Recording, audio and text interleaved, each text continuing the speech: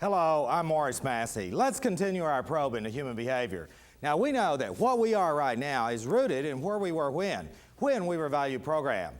So if we very carefully observe people as they are now and ask ourselves, where were they when? How did they get their current mindset?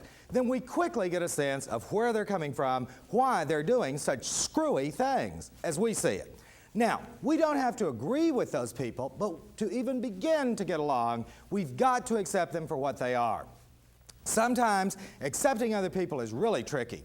I'll never forget when I was still a professor at the University of Colorado. One of my colleagues was about 55, an internationally recognized scholar. All his adult life he had been a professor, a good one. One day he was in his class going, this is the word, believe, memorize, regurgitate, and most of his life the students sat there, took it down, and spewed it back. But by the 1970s, the students were different.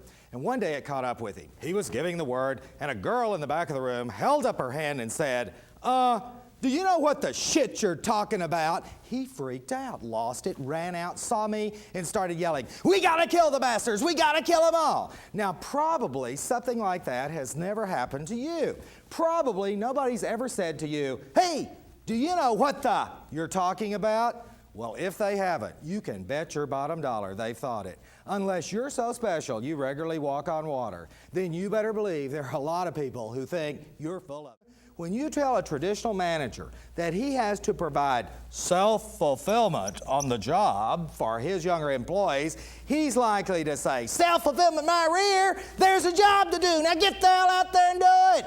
Self-fulfillment comes when people truly understand the meaning of their job. Meaning of their job. You know, most people don't know the real meaning of their job. If we're lucky, they know their job title and description, but true meaning is at the feeling level, and we never discuss that. Right now, I'll tell you how people can become more productive, will become more productive if they enjoy what they're doing, if they have fun on the job. Now, granted, we don't want to be silly. If you manage a nuclear reactor, you don't want people jumping around going boom, boom, boom. But there is absolutely no reason why people should not be allowed to enjoy what they're doing.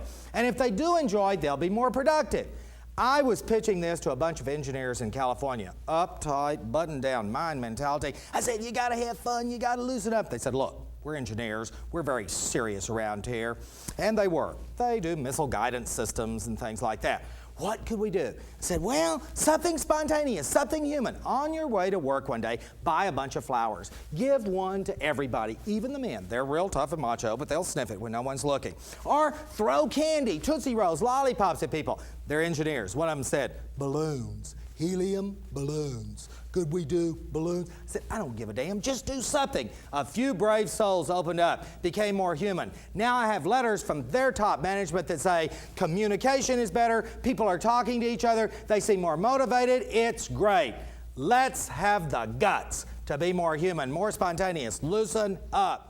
Very realistically, most people, if they change something at work, true disaster will not be triggered. Everyone won't quit, sales won't drop, the stock market won't crash, a plague of locusts will not rise in the West. True disaster, World War III, will not erupt. Maybe, just maybe, the job will be done better, more effectively, more productively. If we change something and it's not better, we can always go back to the way we used to do it. It is so simple, so easy, so inexpensive.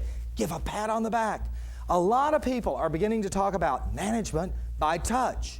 As soon as you talk about touch, red flags go up. Homosexuality, sexual harassment. I'm not talking about goosing someone. I'm talking about an honest handshake, a sincere pat on the back, a heartfelt thank you. We have spent millions to motivate, communicate, get more productivity, and get it. It hasn't worked, has it? We're still looking for the answers. A lot of scientific research at major universities says Leo Buscaglia is right. We all need 4 hugs a day, 4 acknowledgments that we're here and we're important, and the people that get it are so turned on, so productive, so all those things. You see, we have the power in our hands to create it, to care and to love, to show it, to communicate, to mean it. It is so powerful. We change people, create significant emotional events. It works. If you have the guts to try it, you won't be full of it anymore.